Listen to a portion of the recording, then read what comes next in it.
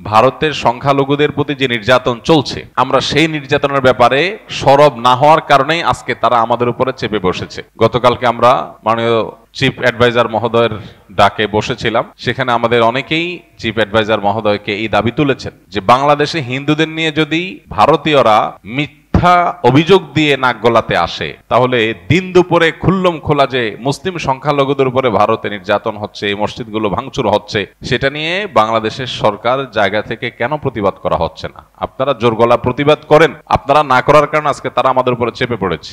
এই জায়গাটা প্রত্যেকটা মানুষকে, এদেশের প্রত্যেকটা নাগরিককে উপলব্ধি করতে হবে। শত্রু এবং বন্ধু চিনার এর চাইতে উৎকৃষ্ট আর সময় হতে পারে না। এই সময়টা হলো বন্ধু এবং শত্রু চেনার সবচাইতে উজ্জ্বল সময়, সবচেয়ে উৎকৃষ্ট সময়। দেশের সবচেয়ে বেশি সুবিধা ভোগ যারা করেছে, দেশের লক্ষ লক্ষ কোটি কোটি টাকা লোপাট করা, বিদেশে পাচার করা, দেশে ভোগ করা, তাদেরকে আপনি দেখবেন না দেশের ক্রান্তিকালে তারা এগিয়ে আসছে।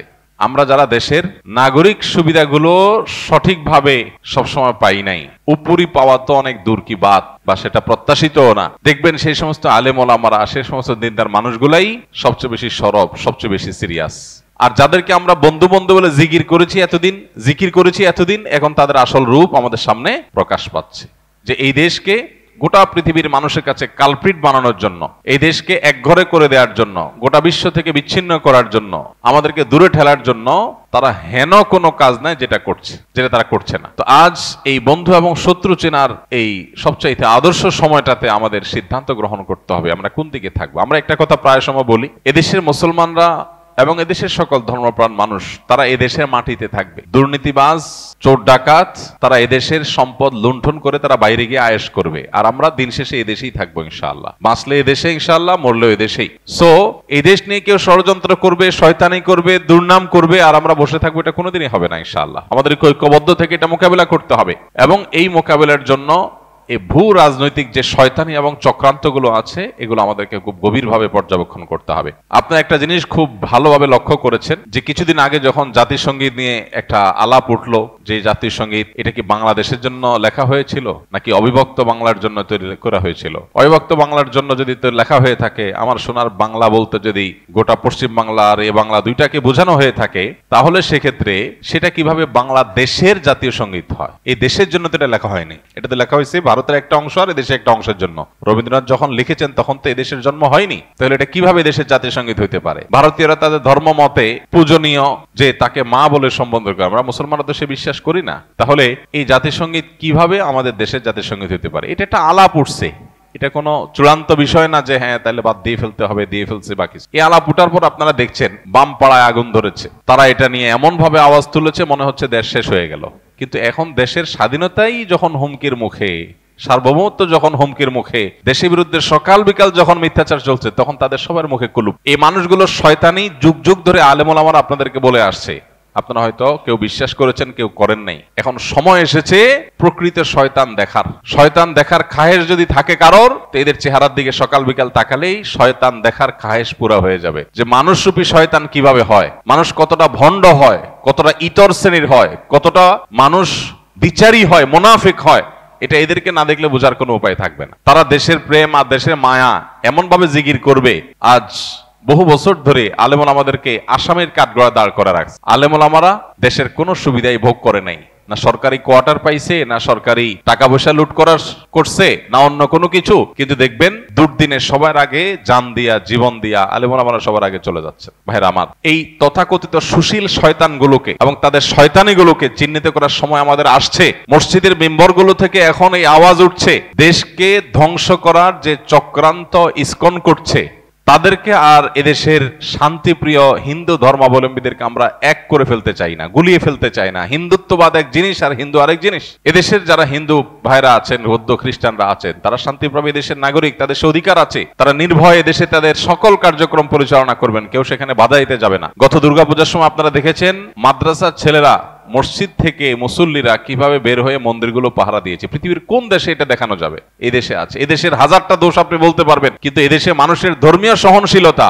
এটার নজির পৃথিবীর অন্য 10টা দেশে আপনি খুঁজে পাবেন না সচরাচর। কিন্তু এরপরেও আমাদেরকে দোষী বানানো হচ্ছে। এখনো যদি আমরা সরব না হই, সজাগ না হই, এসব শয়তানদের শয়তানিকে মোকাবেলা করতে ঐক্যবদ্ধ না হই, তাহলে এক সময় দেখা যাবে আমাদের পায়ের তলার মাটিটা নেই। হাতছাড়া হয়ে গেছে, তখন আফসোস করে আর কাজ হবে না। আমাদের পাশে হায়দ্রাবাদ সহ বহু নজির আছে, সিকিম আমাদের পাশে আছে।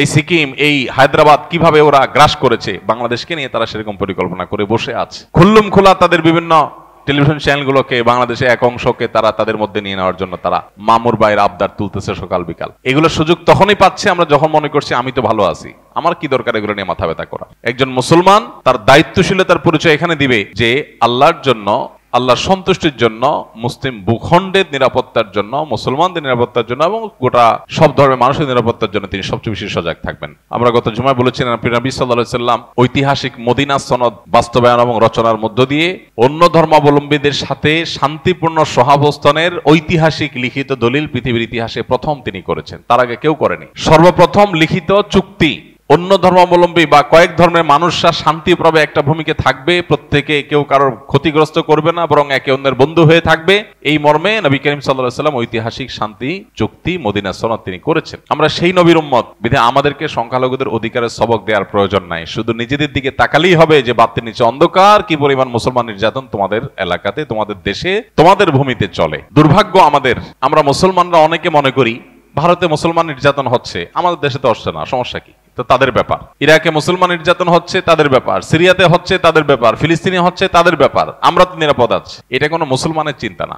গোটা পৃথিবীর যে কোনো প্রান্তে মুসলমান আক্রান্ত হলে গোটা বিশ্বের মানুষ এটাকে ফিল করবে, অনুভব করবে, কথা বলবে। অতএব এই জায়গা থেকে আমাদের প্রত্যেকটা মানুষের এখন থেকে ভারতের প্রতিটা মুসলিম নির্যাতন, প্রতিটা সংখ্যালঘু নির্যাতনের পরে আমাদের সবার শতকণ্ঠে কথা বলতে হবে। শুধু মুসলমানরা দেশে হিন্দুদের কথা বলা উচিত। আমরা যখন ওদের চালনির ছিদ্রগুলা দেখাই দিতে পারবো, তখন তারা সুইয়ের ছিদ্র খোঁজার সুযোগ আর পাবে না। আমরা চুপচাপ থাকার কারণে তারা আজকে আমাদের মাথার উপরে চড়াও হয়ে বসে আছে। তো এই সময়টাতে বিশেষ করে যারা বিভিন্ন সময় অন্ধত্বে ছিলাম, যারা অতি প্রেমে ডুবেছিলাম, যারা শত্রু আর বন্ধু চিনতে ভুল করেছিলাম, তাদের এখন চেনার সময় হয়েছে যে কিভাবে একটা রাষ্ট্র এইভাবে ন্যাক্কারজনক ভাবে পার্শ্ববর্তী একটা রাষ্ট্রের প্রতি এইভাবে ঝাঁপিয়ে পড়তে পারে, এত নোংরা ভাবে, কোনো কারণ ছাড়া, বিনা উস্কানিতে এইভাবে তারা কিভাবে একটা দেশকে ক্ষতিগ্রস্ত করতে পারে, তার সবচেয়ে নোংরা নজির এখন স্থাপন হতে যাচ্ছে। আমি আবারও বলছি, যদি আমরা সতর্ক না হই তাহলে সেক্ষেত্রে এই দেশ আমাদের আর থাকবে না, এবং এদেশে আমরা যে বিগত কয়েক বছর ধরে আমরা দাসের মতো ছিলাম, সেটা যে আরো কতটা ভয়াবহ আকার ধারণ করতে পারে একমাত্র আল্লাহ তাআলা ভালো জানেন।